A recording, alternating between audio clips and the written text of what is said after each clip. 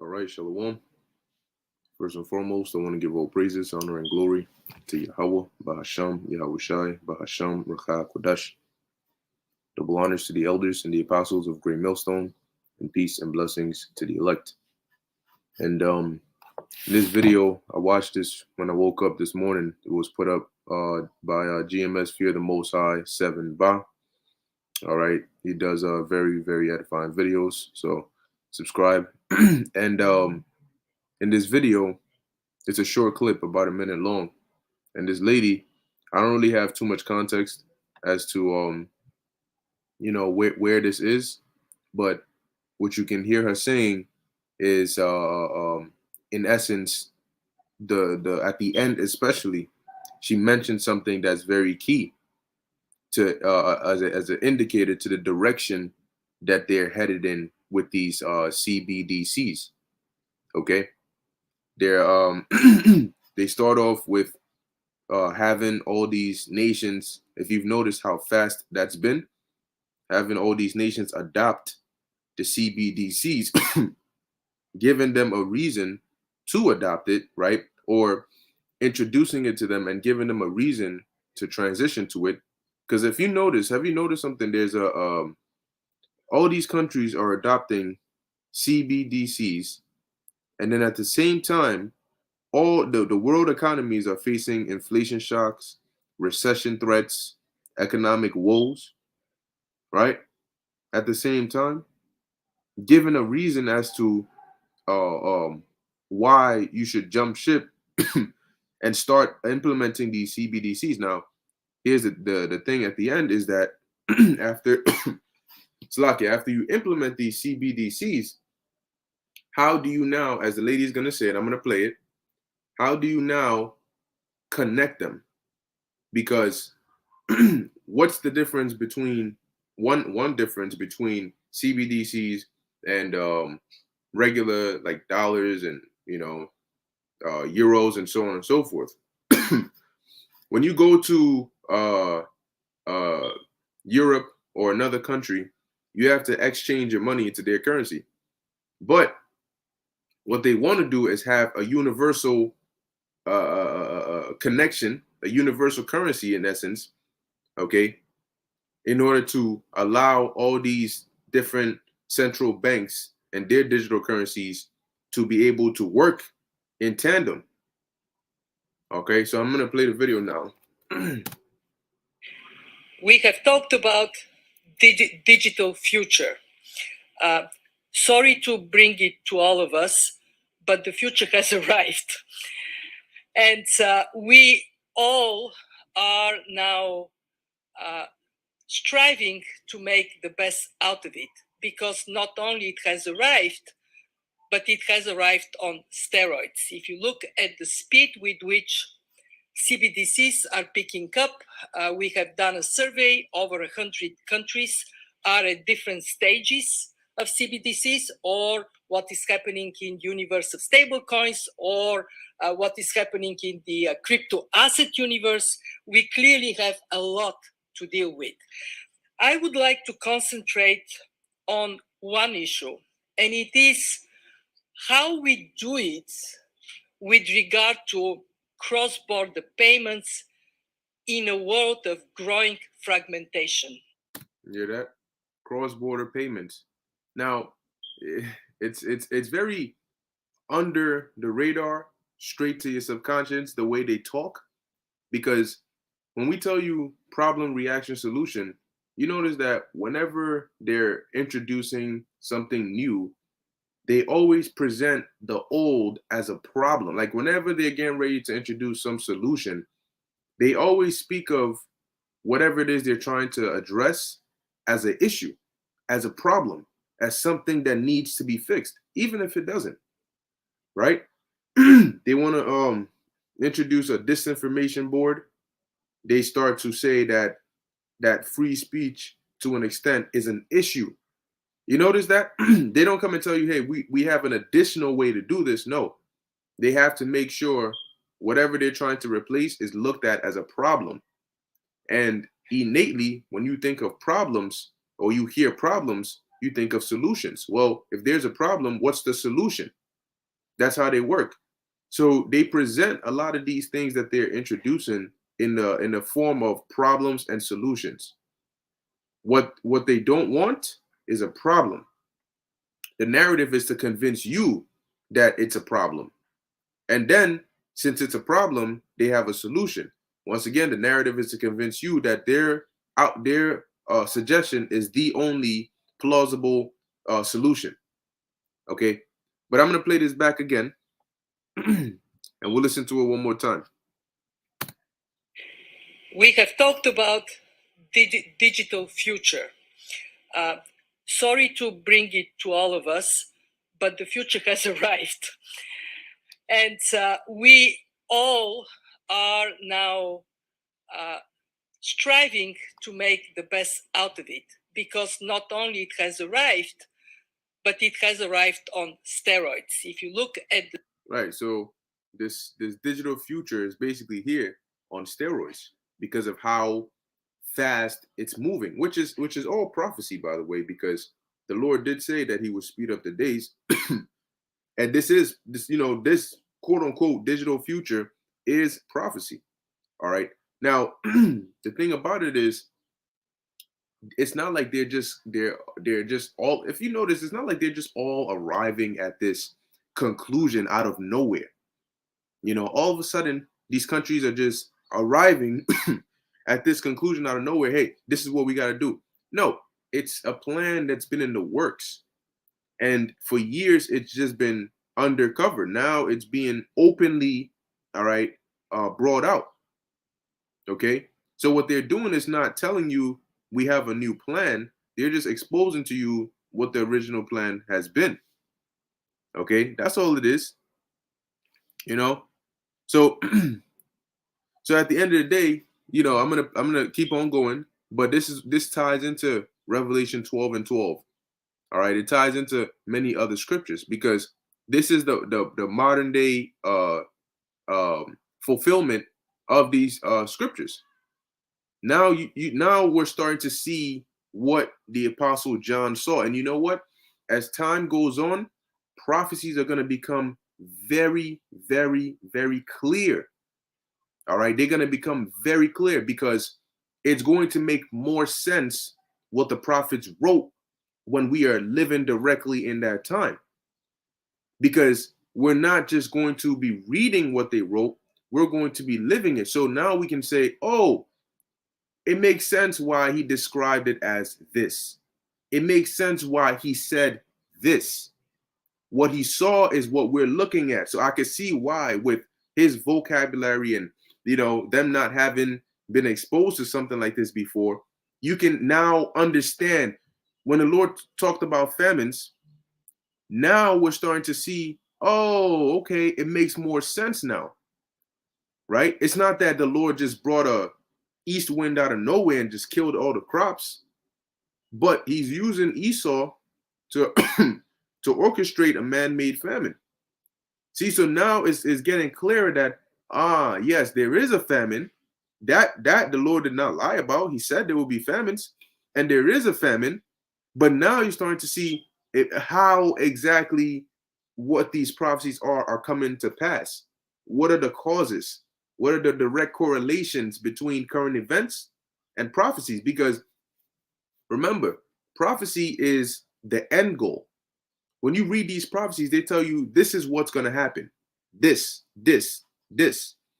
The reason we have to watch is so we can see, okay, well, we know what the end goal is, but how are we going to get there? What are the signs? That's what the signs are there for. When you're driving on the road, you have signs for directions, signs that let you know how far you are away from wherever you're going. So that's what the signs are for. The signs are to guide us to, okay, all right, they're doing this. Okay, now they're doing this. Okay, now they're doing this. And it's leading up to this. That's why you have to watch. Okay. But like the title says, it's coming fast. And it is. Okay. It's been less than 2 years and they've been moving, not less than 2 years. It's been about 2 years. And they've been, I mean, the boldness that they've had these past few years and the speed that they're transitioning, it's no wonder they started off talking about a new normal, because the speed that they're moving at to push this thing. Now, after this video, I also have another article, which you're starting to see that, like I said, they always present it as problems or issues and solutions. Inflation. Oh, and we said, I mean, I don't even remember how many videos we did, all right, on inflation. And they said, no, before it even set in. No. Ain't no inflation coming. Then, okay, inflation is coming, but it's transitory. And we explicitly said, no, it's not transitory. It's coming. They're just saying that for damage control. Lo and behold, they come out, inflation is a problem, it's not transitory. Wow. Now they're saying, look, it's getting worse and worse, but we're presented with two situations. If we don't address it, it's going to get out of hand, and it's going to end up in leaving the economy in a position that nobody wants. But if we do address it, it's going to be painful, but there's going to be a way to solve this problem. And next thing you know, they're weaning you off of dollars and credit cards and debit cards onto digital currencies, onto CBDCs. They were doing research, right, on CBDCs, reasons why they should have it. Well, don't be surprised if they come and present you and say, hey, the solution to all these economic problems is CBDCs. We gotta join the wave, so we don't get caught with this tsunami of problems that'll come with this economic collapse. That's coming. Okay. They have no why would they want to keep an old economy that's standing in the way of the new digital way that they're trying to do? When you want to renovate, you want to change something, maybe in your house, you got to take out the old and bring the new. And if it's something that's you have to break down, then you got to break it down, disassemble it, and then bring the new one. Right? So let's play this video all the way through. The speed with which CBDCs are picking up, we have done a survey. Over 100 countries are at different stages of CBDCs, or what is happening in universe of stablecoins, or what is happening in the crypto asset universe. And they also you got this guy being more introduced. You have a lot of these people who they've been around for a while, right? Frontmen, but now they're being put more and more into the spotlight. This guy Klaus Schwab, now he's being exposed more and more and more in terms of they're giving him more exposure as he's pushing a more extreme ideology. A lot of these others are pushing, they're trying to come softly, and he's all the way ahead, letting them know, look, the end of this is going to be putting that CHIP inside of people. Now they're talking about speeding up Agenda 2030. They're talking about, they know that time is short, because best believe they're monitoring everything. They're monitoring us, the videos, people waking up, chariot sightings. And when you listen to our videos, clearly you're going to know that, well, them chariots, there's something about it, and you're noticing there's a pattern between what we say and the increase in these chariot sightings. And of course, these elites and their councils, they have demons, okay, that tell them, yeah, what they're saying is true. You need to move quick because you don't have time. If you don't get this and this and this done before this happens, you're going to lose out on your plans. So they're moving fast because they're looking at all these things.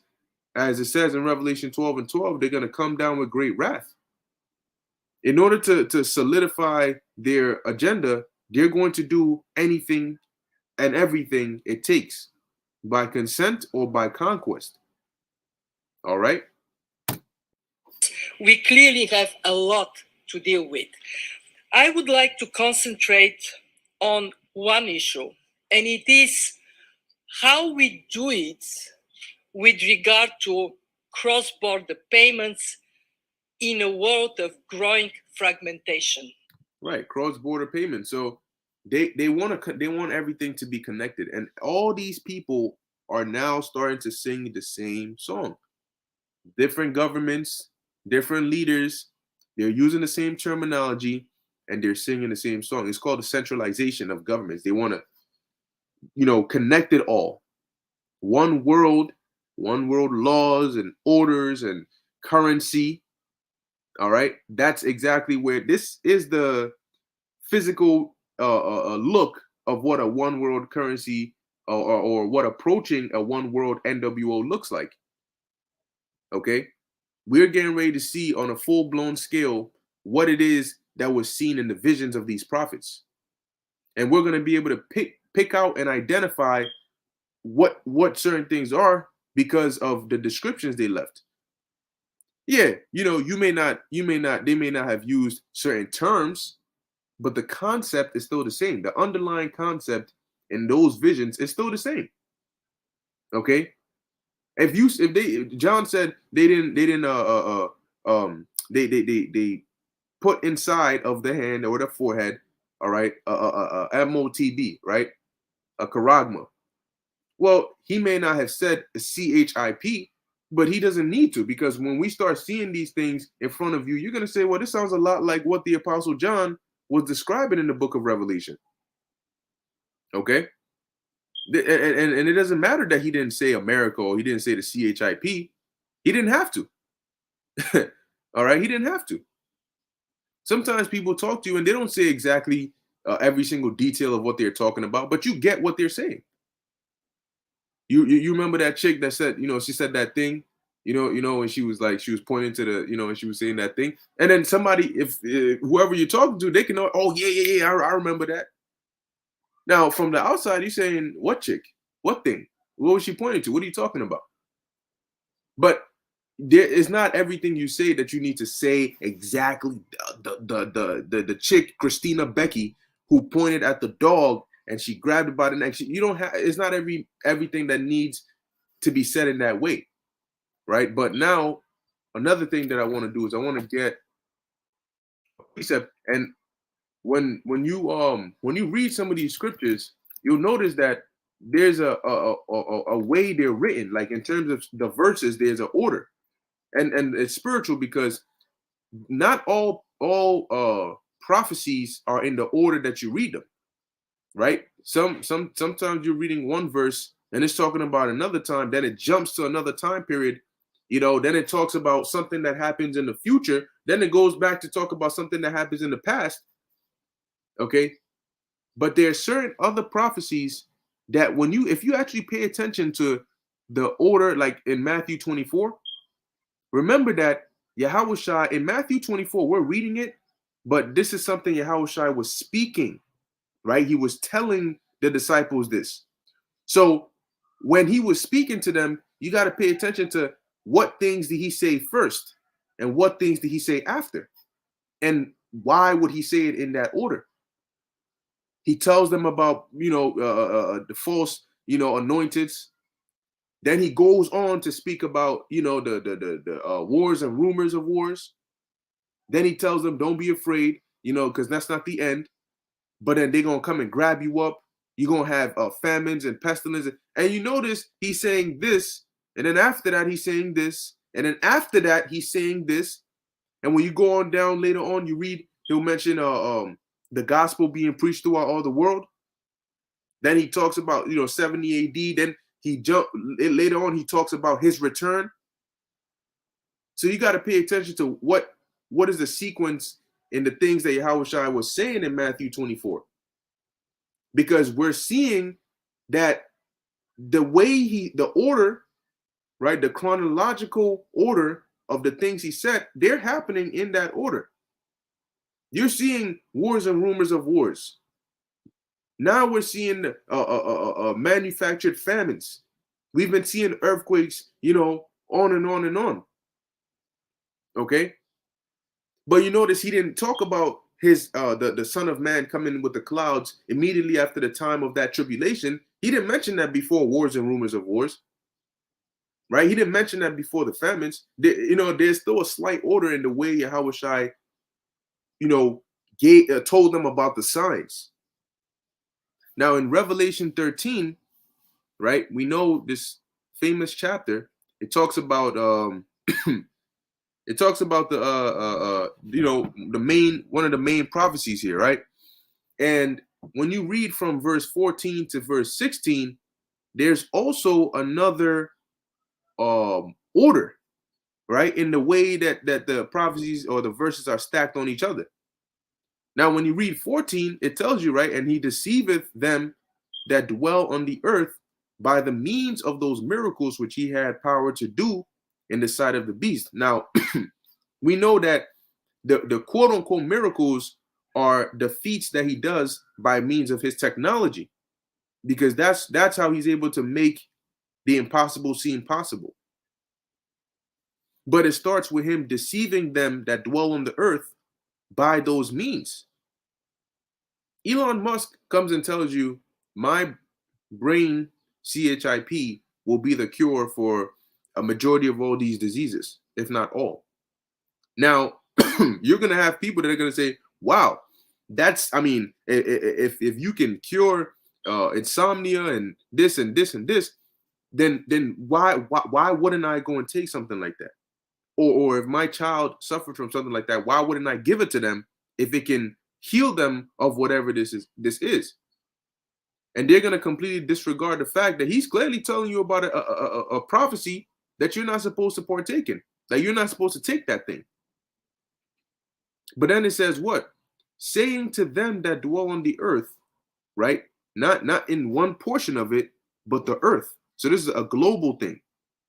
That they should make an image to the beast, right? Which is that system. Now, all the NWO and the things that they're trying to implement now is not new. All right, it at the root of it, even the society you see today, this system is based on that ancient pagan Roman Empire system. But we're in the future now. So the core principles of the ancient pagan Roman Empire, those are taken and they've been reenacted here and now, but now they're taking it a step further with their digital world, their digital technology. It says, which had the wound by a sword and did live. And then it goes on to say that he had power to give life to the image of the beast. Because remember, they said, let us make an image to the beast. Then he had power to give life to that image, that system. And now what you're seeing is a lot of people coming out and trying to basically promote this digital world. And they're trying to get people on board with it so that they can actually put it into play. Because if you just come with, all right, this is what we're going to do, that's not going to work. You need to deceive the people. You need to get them to be on board. And deception comes by many means. You can deceive them not just by talking to make their case better. Problem, reaction, solution.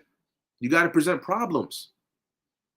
If you want, the way to get to somebody is through solutions mainly. People listen when there's a problem and you have a solution.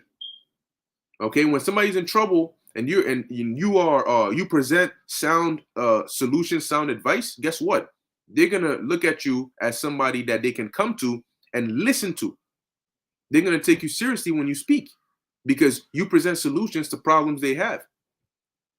So when you want to pitch something to somebody, if you can put it in a way where it seems like it's beneficial to them, or it can solve a problem that they have or something like that, even if you're the one creating the problem, and you do that, guess what? It's likely that they'll go with that over you just coming to them saying, this is my idea, this is what I want to do, go ahead and do it. They're going to look at you, well, why should I do it? What does that do for me? But in verse 15, it goes on to say that now he had power to give life to this image that he had deceived them that dwell on the earth to be on board with. He had power to give life to that image, that the image should both speak and cause that as many as would not worship the image of the beast should be killed. So let us get everybody on board. Let us start talking more and more openly about it. Let us start pushing this idea of normalizing, right, this new digital age. And once we get to that point where it's normal enough, more people are on board, more governments are adopting it. You notice the lady said in the video that what?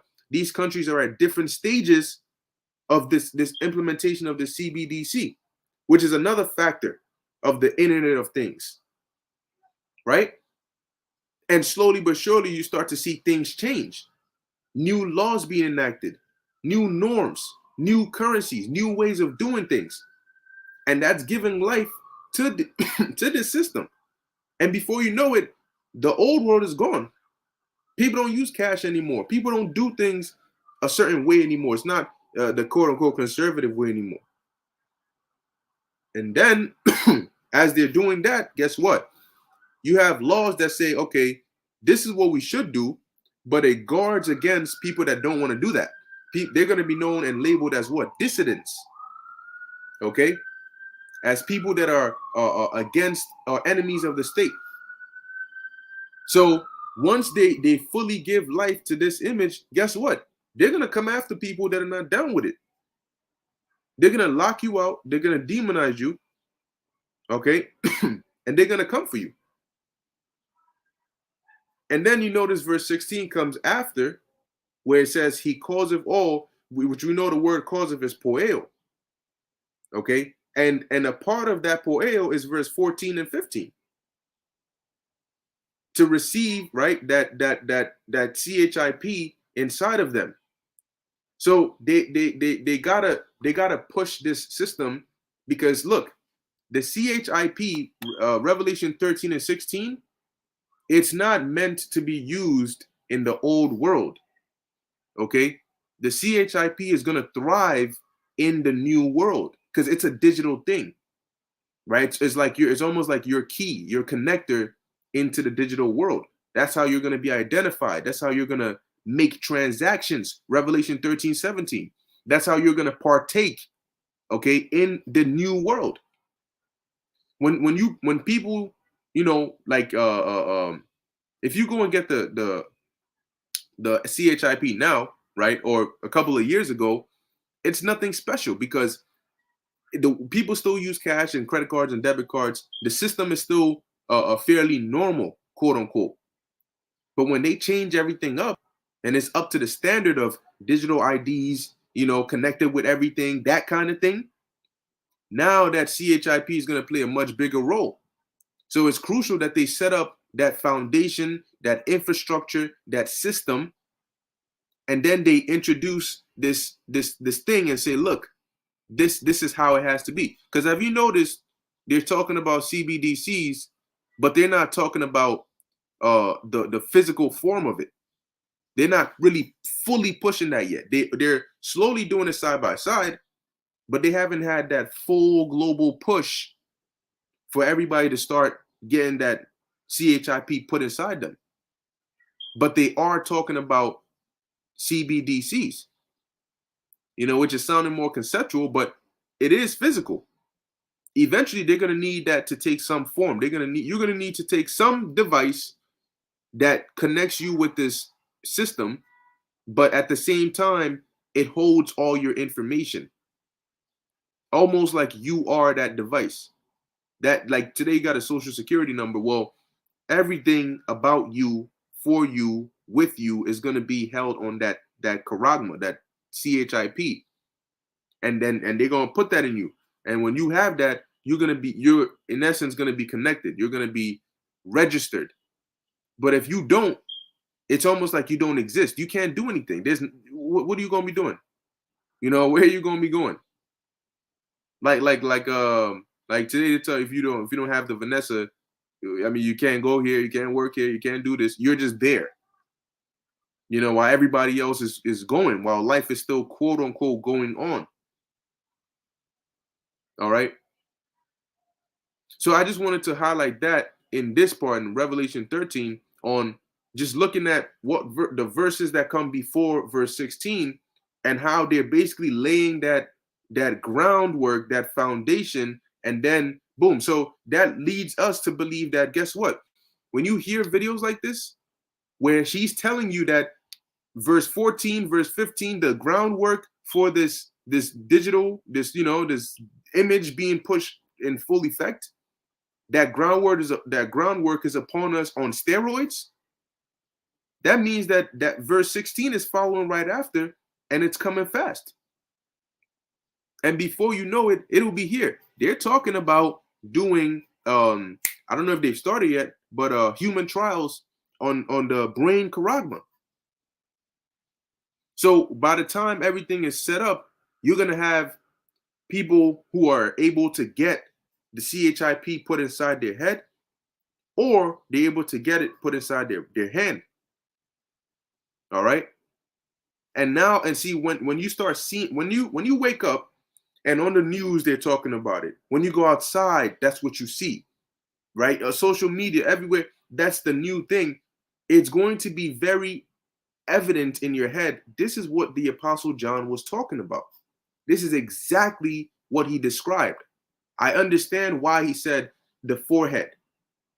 Okay, I understand. When you go to the store and you see people getting scanned over there, getting scanned here, and you start to see that prophecy in real life. You start to see it off the page. Oh, so this is what it looks like. I'll give you an example. It's almost like constantly hearing about somebody and then finally getting to meet them. Where, of course, when you finally meet them, it's gonna be like, oh, there are little details here and there that are, that I didn't think about or I didn't receive when I was being told about you. But for the most part, I could see why they said this about you. I could see why they said you look like this or you look like this person, because now I'm seeing you in person.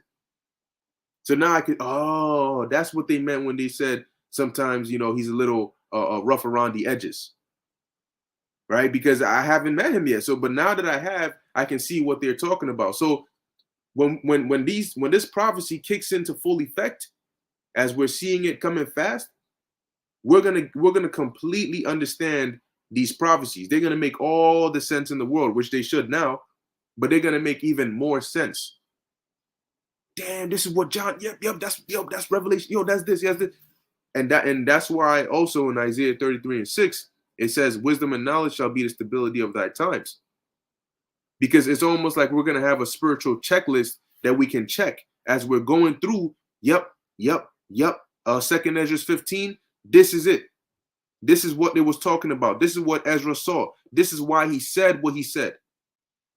See, at first, imagine 2015, for example, right? And you're reading 2nd Ezra 15 and 16, and you're reading Revelation, you're reading these scriptures. A lot of people didn't take us seriously because they're like, bro, how is that even going to happen? Like, people are doing whatever they're doing. Obama's president. This is it. They hadn't even done away with the 2015 nuclear deal, something like that, right? The treaties between them and Russia, the tensions weren't popping like that. So they're like, yeah, I mean, I hear you, but that sounds like some conspiracy stuff. You fast forward now, and now you're starting to see that people are listening more. Now people in the world are sending you articles and news clips and, yo, look, they said that, yo, Biden said this. Yo, these guys said this. Yo, they came out. Yo, that thing you were talking about, bro, they're saying it now. See, now it's starting to be clearer and clearer as we approach the end. And it's starting to, increase our faith more and more because we're waxing bold, all right, through the spirit of Yahweh B'Hashem Yahweh Shai. because each day that goes by is just more and more confirmation that we had the truth all along, that this is it. And it's a beautiful thing, man. It's a beautiful thing. Now, the other article here, I'm just going to briefly speak on it a bit. But before doing that, let me go ahead and put this link in the chat. And I'm going to put the article here as well in the chat. If anybody's interested, you can have access to it there. But as you see, it says Powell sees more pain ahead, admits soft landing is out of Fed's control. Now, they knew this going back last year. But you ask yourself, well, why didn't you just tell us this from the jump that it was going to get here? It's called damage control. Gradualism. They know what it's going to be like, but they can't let you know that yet. They got to tell you in increments, right? It's like if you tell somebody, we're going to do a workout, right? Certain workouts that are more like holds, like a plank, or, doing a wall sit or something like that. Those workouts are more intense because you're holding. So when you tell somebody, we're going to do plank for 5 minutes straight, in their mind already, they're like, no, I ain't doing that. Nuh-uh. But if you tell them, look, we're just going to do 30 seconds. Okay, all right, that's doable. So once you hit 29 seconds, all right, 10 more seconds, 20 more seconds. Come on, all right, 15 more seconds. All right. And next thing you know, you're leading them on little by little by little. And before they know it, they've been through 5 minutes. Now it's about the approach. If you told them from the jump, we're going to do 5 minutes, they would have said, nah, dog, I'm not doing that. I'm not built for that. But when you lead them on little by little by little, before you know it, they're going to do it. So these guys are not going to come and tell you, hey, by the way, the end of all this is going to be that the economy is going to crash. And this is going to be, a terrible, terrible thing. Inflation is going to get out of control. They're not going to come and say that. That's going to instantly trigger panic. But they will tell you, no. It's a little bit, but it's like temporary. Don't worry about it. Then when you get there, you say, all right, well, from the readings we're getting, it's looking like it's a little more than temporary. It's not so temporary. And they're trying to ease their way there. But even while doing that, the markets are still like, yo, this is not good. So all the signs are there, and Brakathay, how about Shimei Al-Shai? Because that's a beautiful thing to see, man. Honestly, man, look, we'd rather see these headlines than to see quote unquote normal life. Things are just normal and no. It says here, speaking on Marketplace Radio this evening, Powell said the central bank has both the tools to and resolve to bring down rapid inflation, though though he acknowledged that the path to lower price increases could be a painful one. That's because they have an idea in mind they want to introduce, but they want to prepare the people before they can slowly introduce that idea. They want to test the waters. They want to test the pulse and make sure that, all right, how are these people looking? Can we start to ease this ideology into their minds as a solution to these problems, right? It's not going to be fun. So when they mention something crazy and people are like, whoa, they can be like, well, we did tell you it's going to be painful, but it's the only way. And look, these are the same people that are causing the problems. They're the same ones. And how glad are they that the Russia and Ukraine situation is happening? Because they're just dumping everything on that. Russia, Ukraine, Russia and Ukraine. And they're consistently making things worse and blaming it on Russia and Ukraine. That's telling you that they're trying to push desperation to a certain point, so it's easier for them to enact certain things. But like I said, I'm not really going to read through this. It does go into like some statistics and what Powell and what conversation he's having and so on and so forth. But I do want to hit a few precepts. Not too many. I just have a few. I do have this Habakkuk 2 and 3. Oh, hold up, spelled that wrong. Habakkuk. Spell that wrong. Habakkuk. I always get tripped up on this, but it's all right. Okay, maybe it's not all right. That 1b. There we go. All right. So Habakkuk chapter 2, verse you know what? I'll start at 1. It says, I will stand, and you know what? Look, it's okay that we bring out the same precepts over and over and over again, because with a message as important as this, you can never say it enough, right? You can never, go into it enough. I'm telling you, man, I'm telling you, for now, it may seem like, oh, you guys always bring out the same precepts. You always say the same thing. You're always talking about the same MOTB. We heard you. We heard you. But look, trust me, man, when it comes out, you're going to feel like, damn, they didn't say it enough. Because it's remember, this is a world event. It's gonna be so drastic that it's gonna be like, yo, like this is crazy. Are people actually doing this? And believe it or not, majority of people are going to do it. I'm telling you, majority of people are gonna do it, because these are the same people that open their mouths, and even people in quote unquote Israel, and said, nah, ain't no way I'm taking that Vanessa, that juice, that jump shot. I ain't doing none of that. And they turned around and they took it. Because a tactic that they also use is they make you they desensitize, and they basically take power out of resistance by making you seem like you're doing too much. Bro, it's just a shot, bro. Chill out. You're doing too much. It's not the MOTB. It's not this massive great thing. It's not gonna kill you. This is just a thing, man. Relax. You've been taking this since you were a child. You overreacting. That's one way to get people. Then if you're not strong in the mind, if you don't have a strong resolve, you start to think, hey, dude, am I overreacting? Shit, I do got to feed my family. I do gotta work, and it's just a shot. I mean, what's it's not the MOTB. It's not the MOTB. Revelation talking about the MOTB, but this is not it. So maybe, I mean, if I don't tell anybody, and I just do it and pray on it and use wisdom, I'm gonna be all right. You got people that actually are reasoning like that. And I'm sure there's a lot of people that went and secretly took it. Okay. But guess what? This is a testimony to show you that there are a lot of people that before something happens, they'll, oh, no, I ain't gonna do it. I ain't gonna do it. They're gonna do it. They're gonna do it, because when you're saying I'm not gonna do it, you're not actually in the situation. So you don't know how you're feeling. You don't know if in that situation you've gone 3 days without eating. Your mindset changes based on circumstances if you don't have a strong resolve. So when you're in you're eating fried chicken, watching, relaxed in your couch, it's easy to say, nah, I ain't gonna do it. But maybe it's cold and you outside, your landlord is telling you, look, we're gonna kick you out of here if you don't pay rent. You can't get a job because you don't have the charagma, or you can't register for this, and they're taking this away from you, and they're telling you, look, you can't even stay with your child because you're endangering the child because you don't want to take this charagma. So we're gonna take them back to the mother.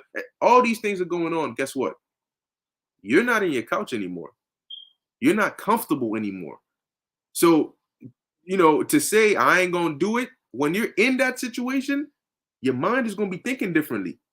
You're gonna be feeling desperate. And when people are desperate, they tend to make irrational decisions. You see, that's why Revelation 3:10 talks about the Lord keeping us in that time. We're not going to be able to keep ourselves because we're just men.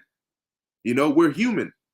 And humans are susceptible to changing your minds based on circumstances. Somebody slaps your friend. They come to you. Yo, somebody slapped me.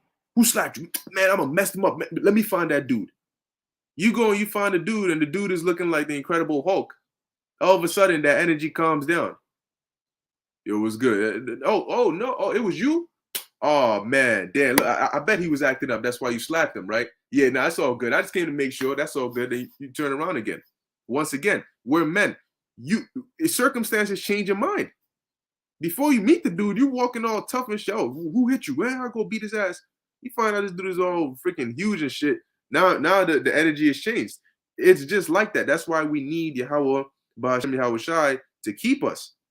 Because you might hit a point. Look, use Yahweh Shai as an example. You might hit a point. You might spend your whole time going knowing what you have to do, but you might hit a low point where you get tempted to not do what you know you have to do. But the Spirit of the Lord is what's going to tell you no. It's going to lock you up. It's going to tell you no, you don't have a choice. Because if you leave it up to yourself, you'll give yourself a choice that you shouldn't make. But the Spirit of the Lord is what's going to tell you, no, you don't get to do that. You're going to do this. You're not going to take that thing. You don't get to consider it. That's going to be that, that wake up call, that slap, boom. All right, yo, get your mind right. That's why, when Yahushua, he couldn't do it alone. He needed the strength and the spirit from his father.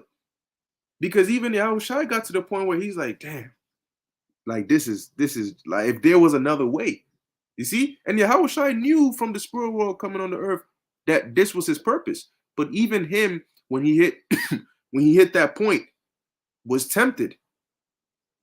But the Spirit of the Lord kept him. And that's why in this time, we pray that the Spirit of the Lord keeps us, because we're not going to be able to keep ourselves. Habakkuk chapter 2, verse 1, I will stand upon my watch and set me upon the tower, and will watch to see what he will say unto me, and what I shall answer when I am reproved. And that's what we're doing. When we look at these headlines and we're doing these videos, we're on the tower watching. What's new? What's new? Okay, all right. Is this related to, is this a threat? Is this related to prophecy? What's going on? Oh, this is valid? All right, sound the alarm. Then we'll do a video. Oh, bring out this precept. This is what's going on here. Verse 2, and the Lord answered me and said, write the vision and make it plain upon tables, that he may run that readeth it. So if he may run that readeth it, how much more for him that's living it?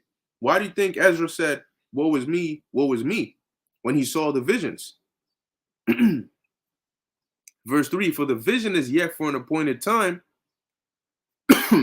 but at the end it shall speak and not lie.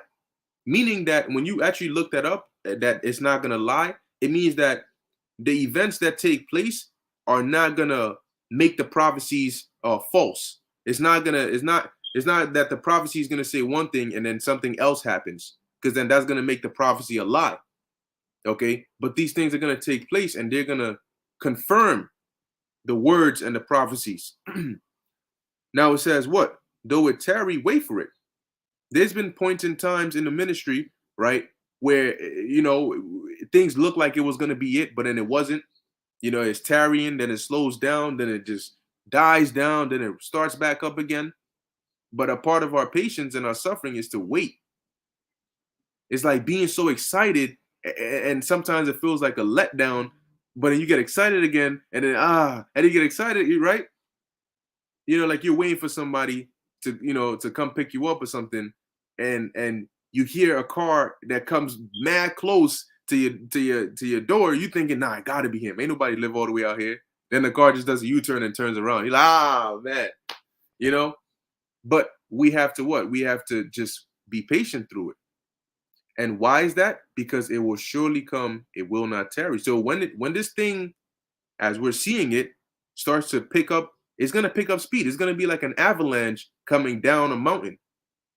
And it's getting faster, and the snowball is getting, or I should have said a snowball. The snowball is getting bigger and bigger and bigger. And that's what we're seeing. And it's getting ready to blow. All right. I believe I had one more. Oh, yeah, that's right. This is, I wanted to actually get this. 2 Corinthians chapter 11, verse 14. And I read this and I thought about it, and I was like, this is very interesting, because it says, and no marvel, for Satan himself is transformed into an angel of light. And so I thought about it when she said this. You realize that these guys, although they are the bad guys, they always present themselves as the good guys, even if they have to use controlled opposition. And so they always present themselves as ones with solution, people you should come to, right? People who are going to solve the issues going on. Biden is causing all these problems, and yet he comes on and speaks and says, my main concern is dealing with inflation. When the actions you're taking is causing it, but he needs to come and present himself as somebody that is a savior, somebody you can look to help you in this situation. They come out and they bring some new technology, and what do they say? Save lives. It's to save lives. It's to make people's lives better. And they always target what? The medical. Because that way they can push whatever. If they want it to be passed in the FDA, all they got to do is just make it look like it's going to help in the long run of health. You know why Elon Musk is talking about his thing can cure diseases? Because that's how they present themselves, as likened onto an angel of light, somebody who's bringing a solution. His real intents are not really, he don't really care about helping and curing people, but he knows that that's how he can appeal to the people. How do you get somebody to go from hell no, keep that shit away from me, I'm not putting nothing inside of my brain? Are you crazy? I'm not getting surgery to put something in my brain. How do you get somebody to go from that attitude to please, please, please, I will do this, please just give me this thing? Think about it. You can't just come in, oh well, this is the new thing we're doing, I really plan to use it for, more technological things, and push you more into the digital world, and the control. Hell no, that's not how you pitch it. You got to come, well, with this thing, it may sound invasive, but check it. Isn't it better than to have insomnia, or to have, I don't know, some other diseases, paralyzed and still be able to talk and communicate? And that's the avenue they present it at, because that's what can change somebody's mind from, oh no, that's too invasive, to, all right, maybe I'll consider it, because I know somebody that's, that has this kind of problem, and I guess this is one way to do it. It's better than them just staying deaf, right? It's better than them not being able to experience communication, right? So if this is what it has to take, then sure. And at the end of the day, it's all psychological. It's mind games that they play with you. They're actually, these devils have been gifted with being able to turn evil to good. They're literally able to take something that's evil and present it to you as good, and take something that's good and present it to you as evil. It's literally witchcraft. It's sorceries and enchantments. To be able to take something evil and turn it and present it as good, and make it appealing. That's how you know these are the same devils that were in the garden. It's the same tactic they used on Eve. They took something that was evil, that was not good, and they presented it as though it was good. That's why it says, and when you read the scriptures, it says that it was pleasing to the eyes, because of the perception that the serpent put into Eve's mind. No. Has the Most High said you're going to die if you do that? No, you're looking at it the wrong way. He ain't say that because you actually going to die. He said that because he's afraid that you're going to gain more power. You know what I'm saying? That's how scammers behave. Here it is, you about to walk into fire, but no. Can't look at it like that. It's not the fire that, the real problem is not the fire. The real problem is being afraid and walking away from that fire. You got to conquer your demons, walk up into that fire. You walk up in there and burn and die and shit. That is heavy enchantments, to be able to take something evil and present it as good, and actually convince people to do so. So Barakathay Hawabah Shem Yahushai, that our eyes have been opened not to fall for that. Because that's a crazy ass spell to be under, man. Yeah, at that point, I mean, they just tell you do whatever and you're gonna do it. So lastly, this is the book of Revelation, chapter 12, verse 12.